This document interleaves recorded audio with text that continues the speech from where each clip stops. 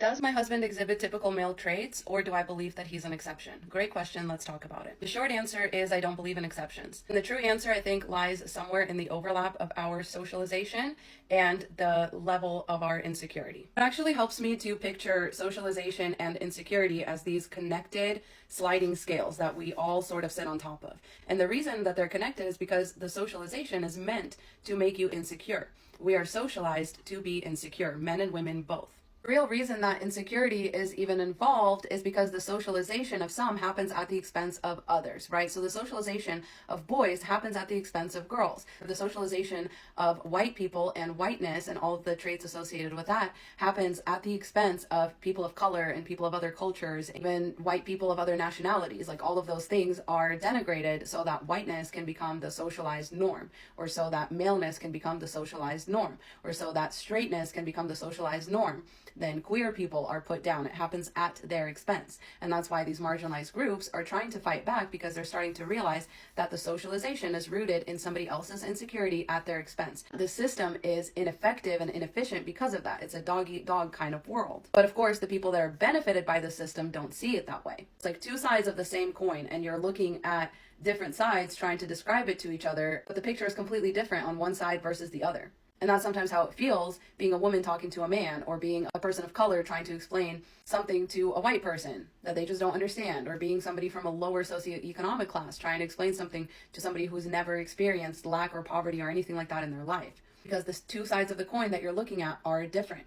Okay, because we are told you are not a blank unless you blink. But if you're not a man, then what are you, right? By default, you're the other thing, right? You're a woman, or, you're a ninny, you're a man that submits to other men, which is where we get homophobia and things like that. But I hope you guys see that the root of the issue is that our socialization is deeply, deeply based in insecurity. If you're not doing this, then you're not considered this. If you don't have this, then you can't sit with us. If you don't act like this, then people won't like you. These things are just very simple in-group, out-group, manipulative behaviors. It's all fake. It's all made up. And so what happens is, the less socialized you are, the less insecure you tend to be, right? And the more socialized you are, the more insecure you tend to be. A lot of boys and girls kind of start over here. And as they move along the continuum, they receive socialization that makes them insecure, which makes them look outside of themselves to find their worth and value and everything like that. And the more socialized you become, the more also insecure you become. So they kind of move in tandem, if that makes sense, right? But again, let's not forget, this is a sliding scale. So you're not actually stuck. You have to remember that this is all just imaginary, right? All of your socialization and even all of your insecurities, right? Unless we're talking about like food or shelter insecurity, all of your sort of like mental and visual insecurities, we've like objectively made them up as a society. It makes things like easier for us, right? We're very in-group, out-group type creatures. And so all of this kind of functions in tandem. And so a typical man throughout his life is going to be somewhere on this sliding scale. If we're all swimming in a river, the current is going towards more socialization and insecurity rather than less. Most men will just be kind of drifting along this continuum, and throughout their life, they become more insecure. And because these things kind of work in tandem, right? It's just like insecurity, peer pressure, and most men are sort of stuck in the cycle, and they move along until they end up over here at like red pill. So the only way to become even close to an exception, because I don't believe that you can fully quite get off of this scale. Because this system was invented by men, that's whom it works best on. Men are inherently taught to externalize their reward system, whereas women are taught to internalize it.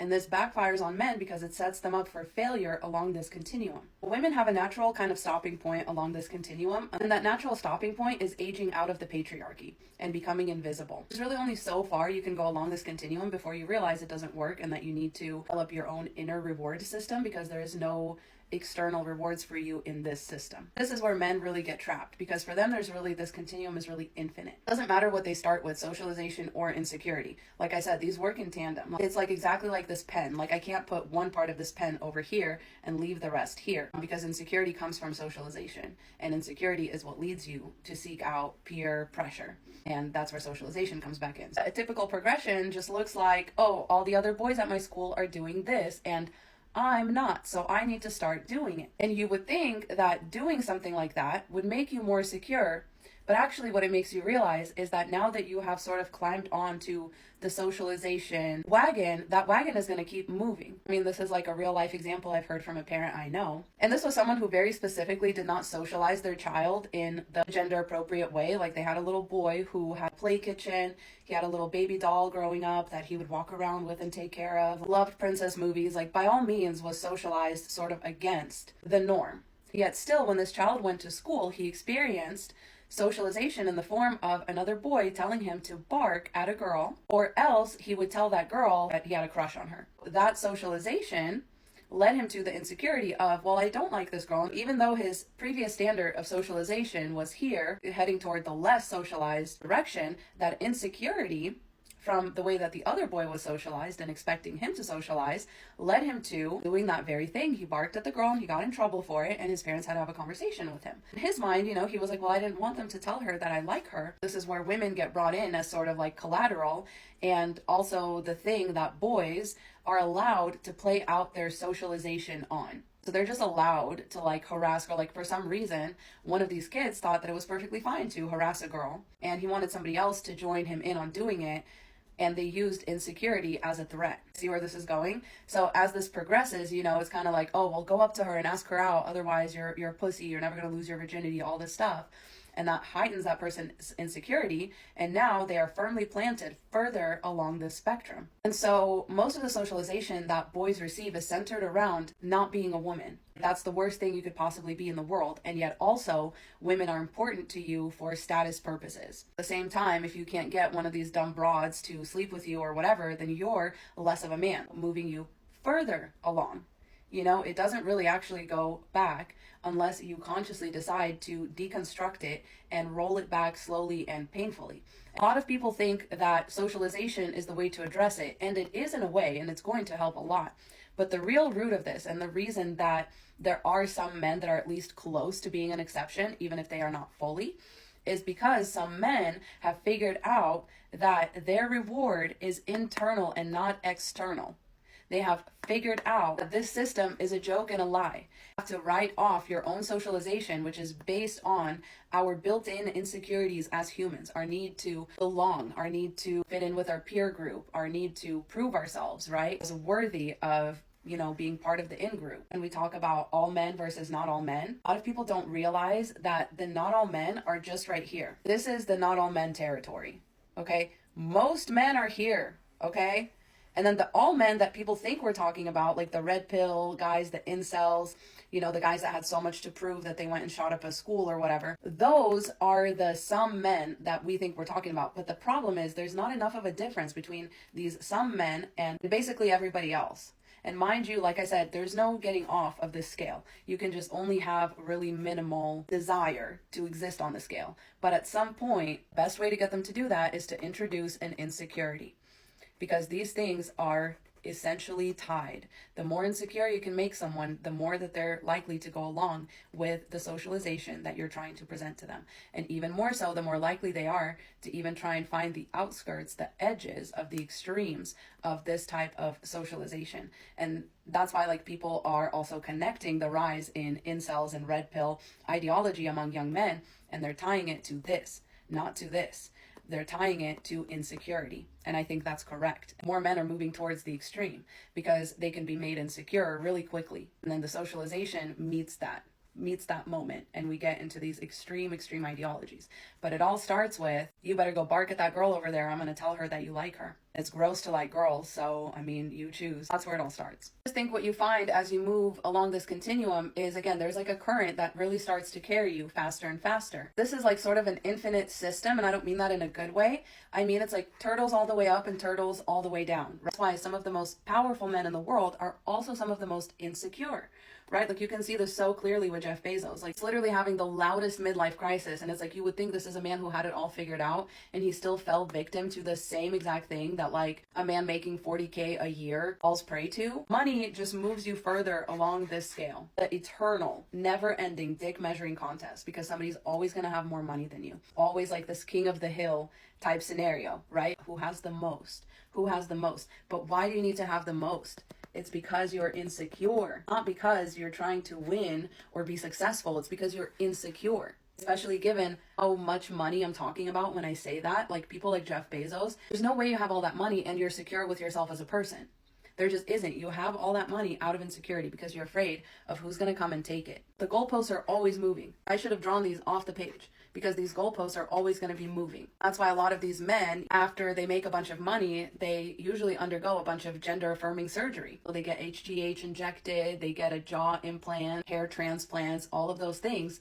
It's because it's all based on insecurity and you're using money to apply those insecurities. And the only reason that you're doing these things that you're socialized to do, intercourse with as many women as possible, trying to earn as much money as possible, like all of those things, you're trying to prove something to somebody because you're insecure. So to connect all this back to my husband, no, he doesn't exhibit a ton of typical male behavior. And when he does, he's made embarrassed by that. His standards of security don't come from what we have been socialized to be. He's learned to view his behavior from like a different lens. And while, yes, he has fallen victim to the socialization of men plenty of times, it makes him realize that he's orienting externally. And what he does is tries to flip the switch back and orient internally. He's like, no, what kind of person do I want to be? I just fell back on a social norm because I was feeling insecure. That's embarrassing. What am I insecure about? And how can I fulfill that in myself so that I'm not going out there looking for it and being insecure when I don't get it? The best thing about my husband is that he realizes that I can't give him what he needs. And neither I, nor his boss at work, nor some random guy on the street, nor some mentor type figure can really give any of us the satisfaction that we are looking for. The real person we're trying to prove things to is ourselves. And the greatest trick that the devil ever pulled was to convince you via socialization that your security lies in how well you fit into this system. Something I feel the need to stress is just how few men exist anywhere near this edge of the scale. Because once again, the mainstream is going this way. Scale can go both ways, but everybody is going in this direction. For you to turn around, like imagine a crowd of people all going in one direction, and then imagine one of the people, especially someone who's at the very front, right, the closest to the red pill ideology, tries to turn around and start walking backwards through this crowd of people. It's going to take a lot of work, a lot of conscious undoing. And please apply intersectionality here. To undo the messaging, you also have to undo your own insecurity. And so a lot of men are not brave enough to do that. They're not brave enough to turn around and start walking back in the direction of what ironically is their own self-fulfillment, the ability to truly exist freely and happily and independently. The system lies to them, and a lot of them are not committed enough to figure out that it's lies. And they instead become committed to this, and even when they do try to turn back, there's like a huge crowd, and the crowd is pushing this way. So below, I will tag a couple of creators that I believe are going in the opposite direction, learning to recognize these socialized male behaviors as insecurity. So the men that are turning back now and walking back in the other direction, it may not be very popular right now. As we tie these two ideas closer together as a society, that our socialization is based on insecurity and vice versa, hopefully what we end up seeing is a trend in the opposite direction. Check out some of these creators and, send them to your guy friends or whatever, because the only way to undo this socialization is for men to actually find security in moving away from it. The men that are helping to deconstruct these ideas are really doing some of the most important work in this space, because this isn't just a women's problem, right? When I tell you guys, like, what you're really looking for is a man who realizes that there is nothing for him ultimately in the patriarchy, that it's a worthless pursuit. When I met my husband, that's the energy that he was giving me that made me feel really safe. It's the same kind of energy I've always gotten from my dad.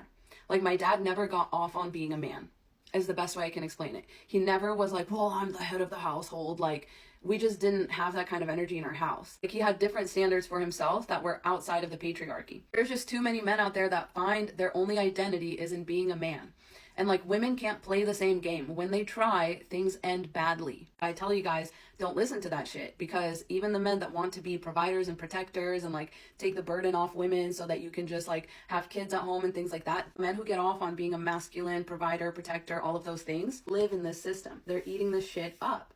And so even though this may bring you certain benefits or ease certain insecurities for you as a woman, once again, you have a natural stopping point on this game board. Okay, you start to age out of this and you fall off. Nobody gives a shit about you. Okay, this is why a lot of trad wives only come to their senses when they're 40, 50, whatever, and their husband has been socialized to be so insecure that at a certain point, to ease that insecurity, he starts banging a 20-year-old. That makes him feel young, because he hasn't really invested in himself. He only invests in things that make him feel like he's externally meeting a social requirement. Also means that he understands the benefits that the patriarchy has to offer him as long as he sits on that sliding scale. He does not want to become invisible to the patriarchy. So as soon as you as a woman become invisible to the patriarchy, and he's no longer proud of the woman that he provides for and dominates over because she's too old and other men don't think that he's cool anymore, that's when he goes and finds a 20-year-old girlfriend so that other men will think that he's cool. Because other men are socialized that as long as you have the most beautiful wife in the room, that gives you a little bit of power and eases your insecurities a little bit. Men are insecure. You can only play this game. You can only sit on this scale as long as you're insecure. Security is actually punished in our world, especially in America. The more secure you are with yourself, the more people try to tear you down because they are sensing that you are going against the grain. And it causes some of them to thrive in it at the expense of everybody else. But as long as that everybody else is made to be insecure, the very few can keep getting rich. And this applies to women too. Women do live on this scale. Their views on life change a lot as women get older because they realize that they're being slowly swept off the game board by men that are way more mediocre, way less effective, way less efficient. But the problem is that their socialization and their perceived security depends on being better than you, women, by virtue of existence. It's not an actual meritocracy, even though it's masking as one. So stay safe out there. I love you so much. Godspeed.